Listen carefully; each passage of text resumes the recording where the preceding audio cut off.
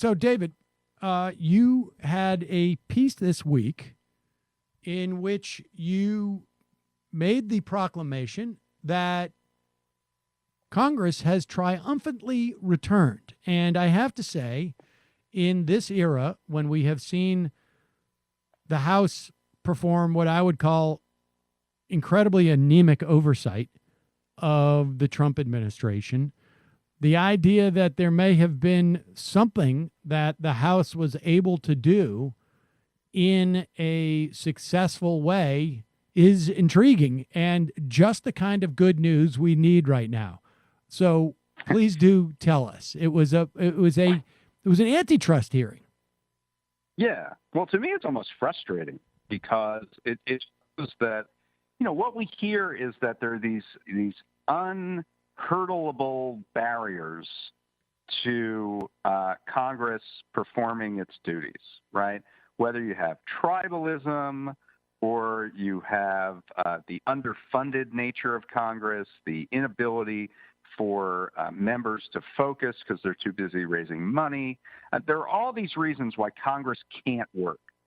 So the one time that it does, you're like, well, why can't it work that way the whole time, right?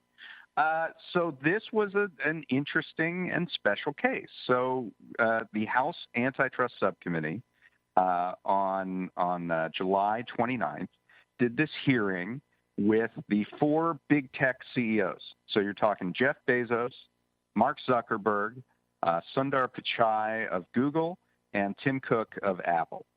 And, going into this, these are 4 major CEOs that you could probably have a hearing with each one of them.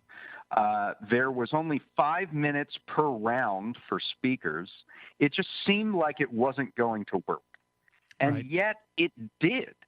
And the reason it did is because these members were not just well prepared, but really well informed. This was the culmination of a year-long investigation into tech monopolies and how they impact their business and the industry and society.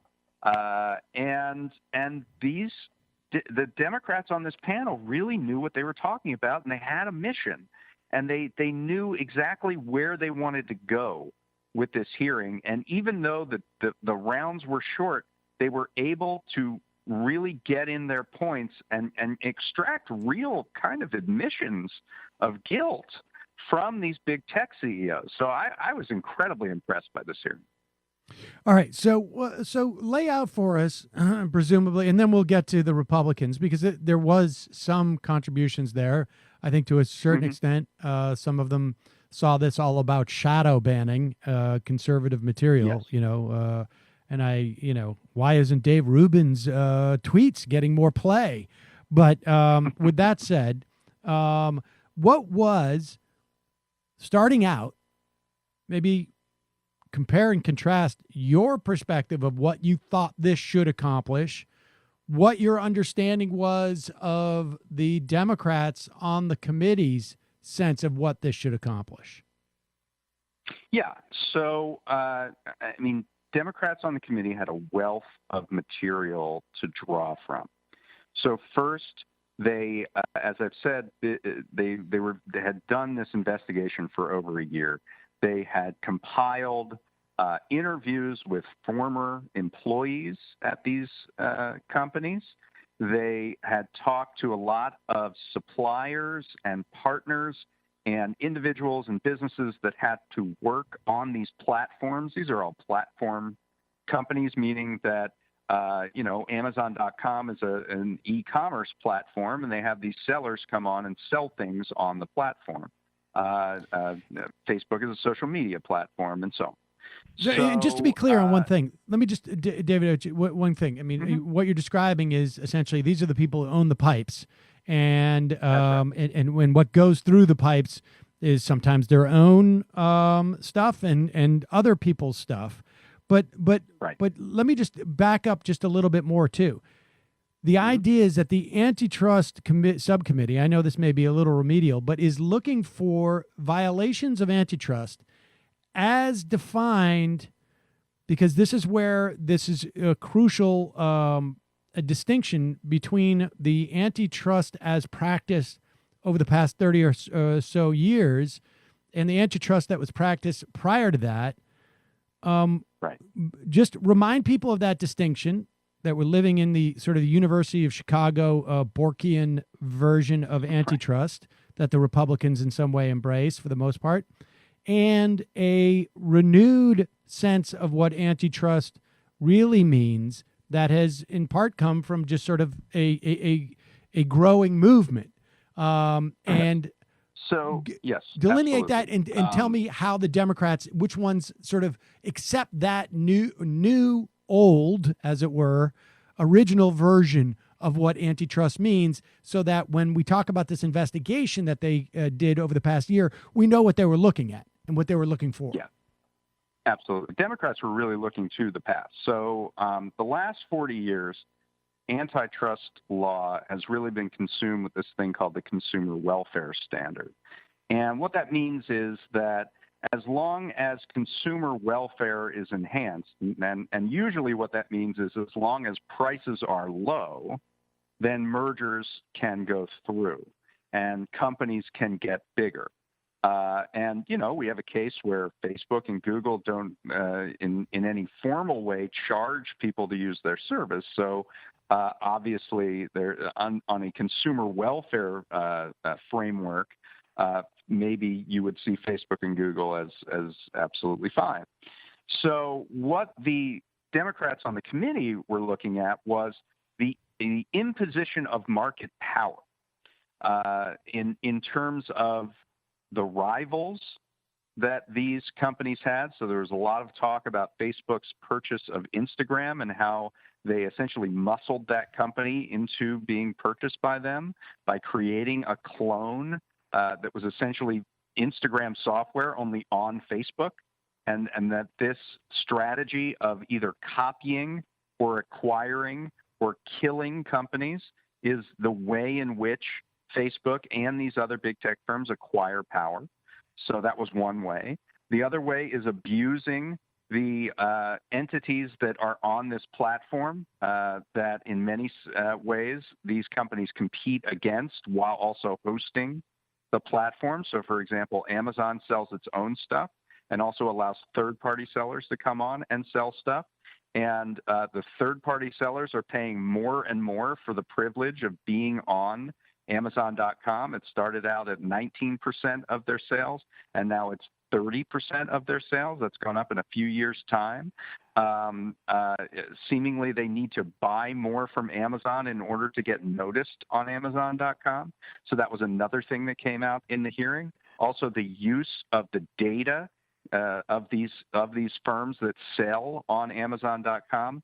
Amazon collects that data and uses it to inform its own purchases, its own products that it sells on Amazon.com to compete with these third-party sellers. So just to be clear, if they see that people really like the blue bucket as opposed to the red bucket, they'll go out and sell blue buckets because they're watching Amazon the bucket seller. Blue buckets.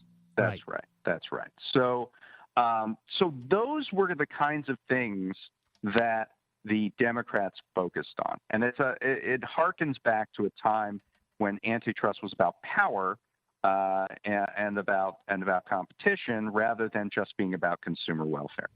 Now, what were the Republicans doing? Well, there was a lot of talk about shadow banning, but not exclusively so.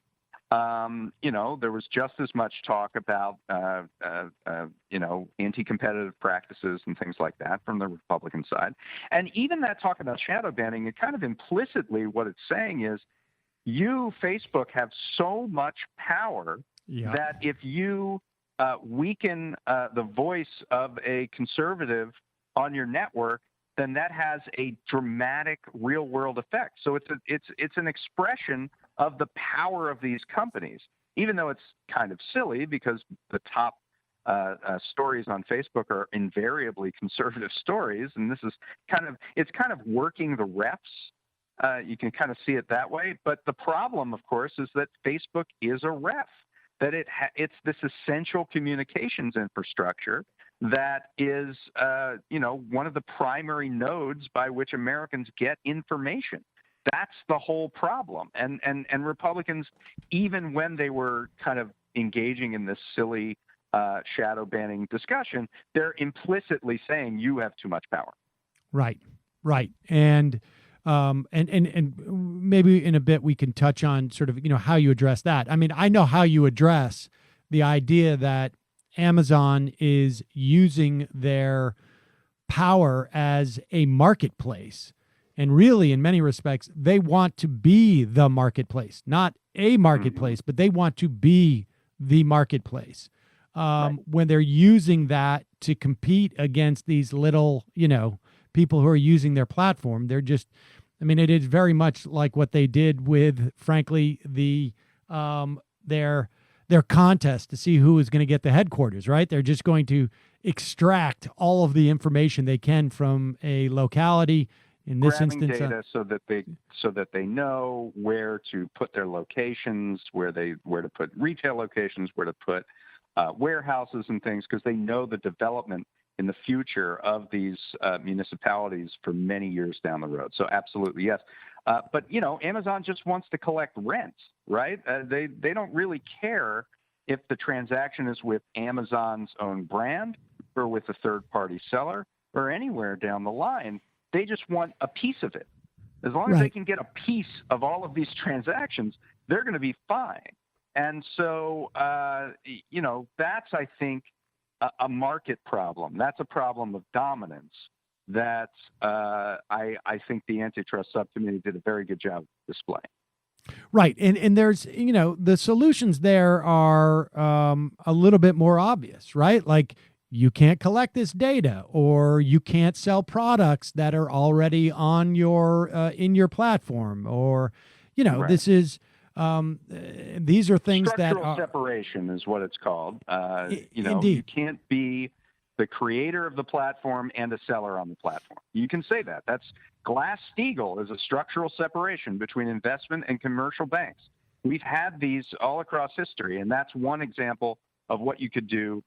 You could do that with Google and say, you can't be the search engine that gets a lot of ads and also run the ad exchange.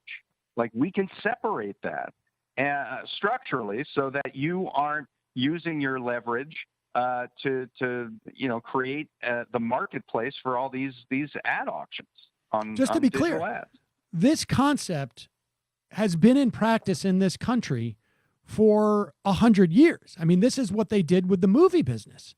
You could not own a theater chain and also be the producer of films. And then that expanded to television, and it translated into television with the FinCEN deals. Yes, exactly. Indeed. And so this idea is that, and we had that with the phone company too, right? You need to open up the lines. That was slightly different. And that's actually more of a model towards what do you do about Facebook, right? So what you're talking about is really common carrier allowances. So, these phone lines, they might be owned by AT&T, but if you have a Verizon customer and an AT&T customer, they have to connect the call through those lines. It's you can't discriminate between services, and you have to allow that call to go through in the same way as a call that's point to point from people who from AT&T subscribers that own that pipe. So that's kind of a way you can think about Facebook, maybe like this common carrier regulation and anti-discrimination regulation could allow a way to make, for example, the new networks interoperable with Facebook.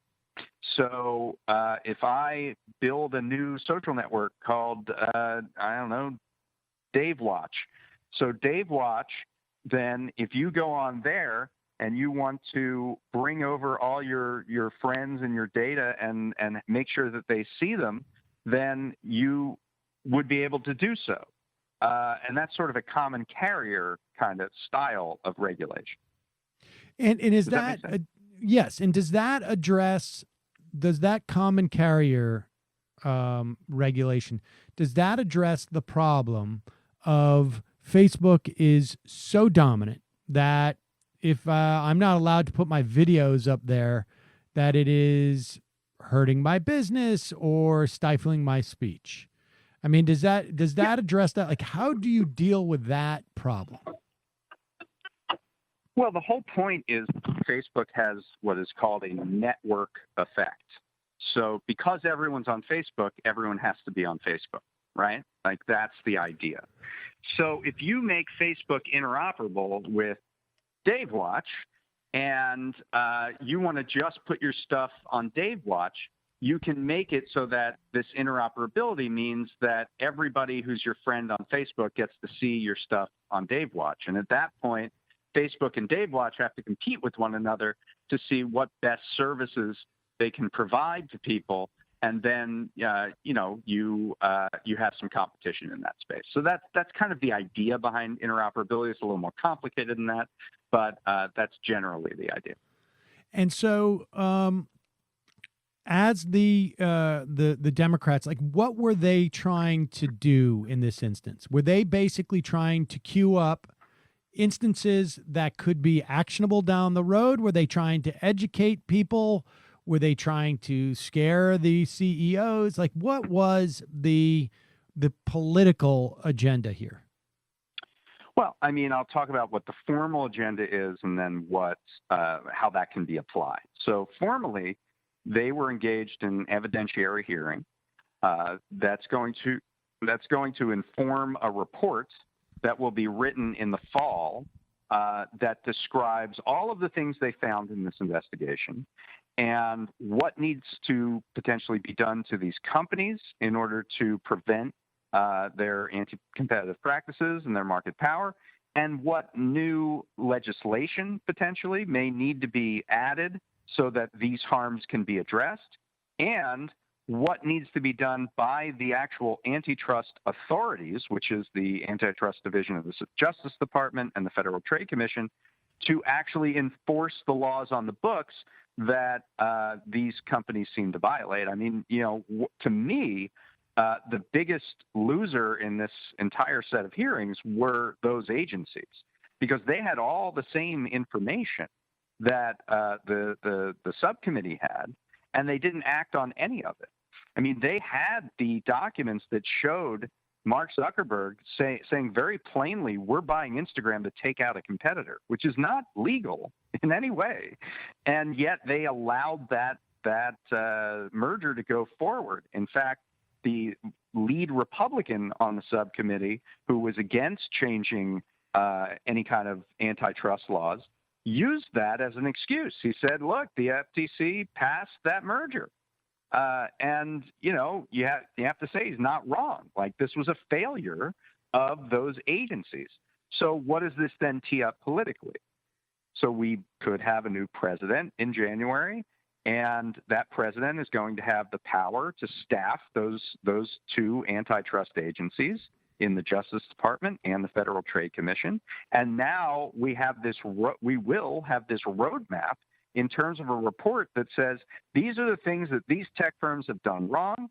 These are the things that should be investigated and enforced by these agencies.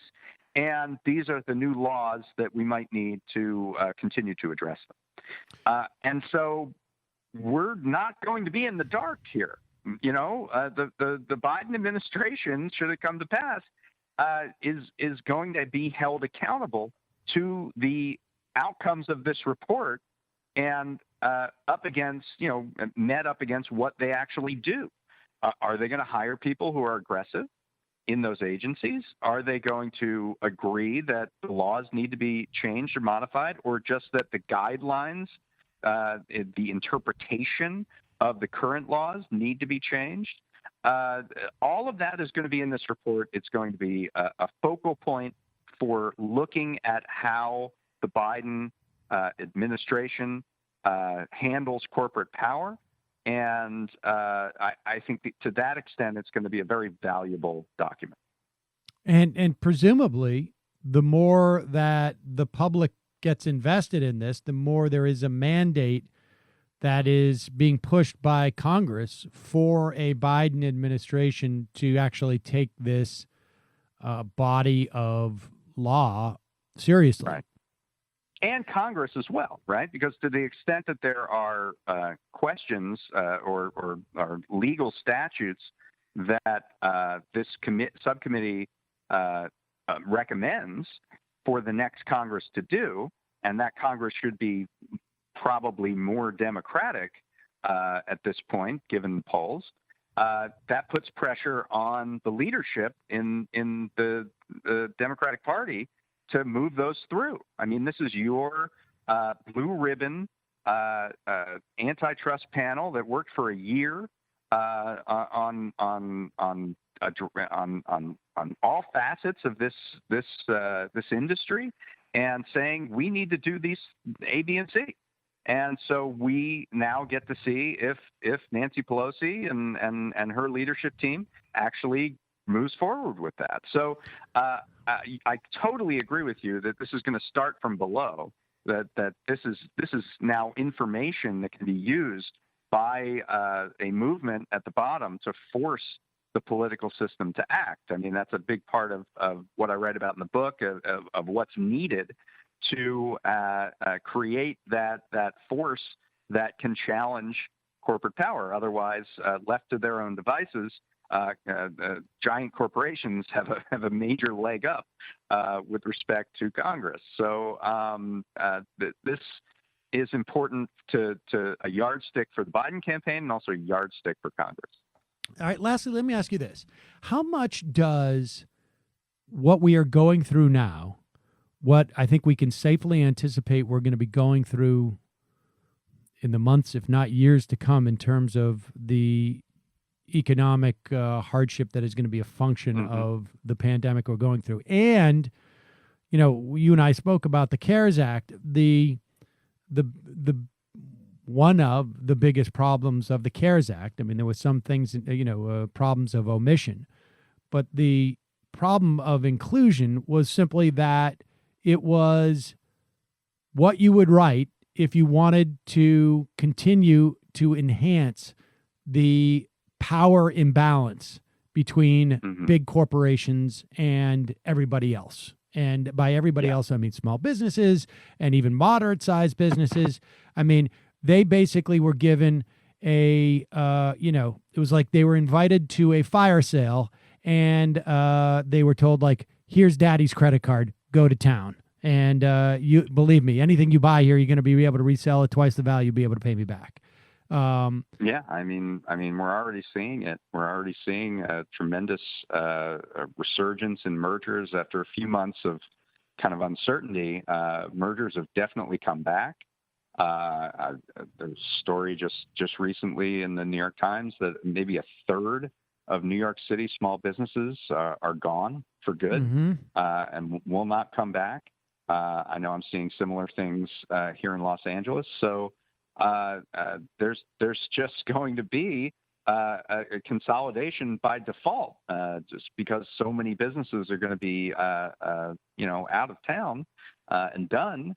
And the large companies that could afford to stay in the game are going to be the only ones left. So just for that alone, and then you add on the fact that there are all these sort of distressed companies that are prime targets for acquisition, is going to consolidate the sphere even more. So yes, from an economic standpoint, we're going to see this trend of concentration in the economy that we've seen for the last 40 years accelerate. But it does not that's not preordained. It doesn't have to be that way. If you have an antitrust division that is committed to promote more competition, you could see plenty of divestitures and breakups mandated. And there'd be some court fights over it, obviously, right. But a more aggressive Justice Department kind of feeds on itself. I mean, and same with Congress.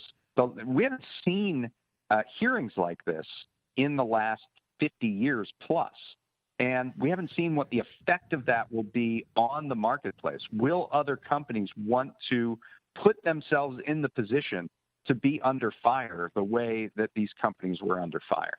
Will that have an impact on merger decision making?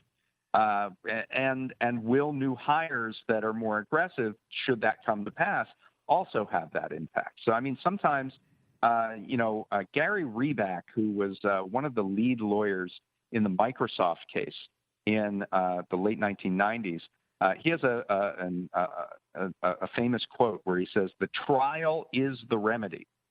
And what he was talking about was, in the Microsoft case, just having a trial, just putting them on trial was enough to sort of chill this very aggressive posture that they had within Microsoft to just destroy all competition in their path. So the trial was the remedy. And I think, you could say in this case, the hearing is the remedy, or at least part of the remedy, to, knowing that there's signs of life in the political system to crack down on monopolies. The business world that is looking to consolidate sort of has to respect that. David Dayen, always a pleasure. Thank you.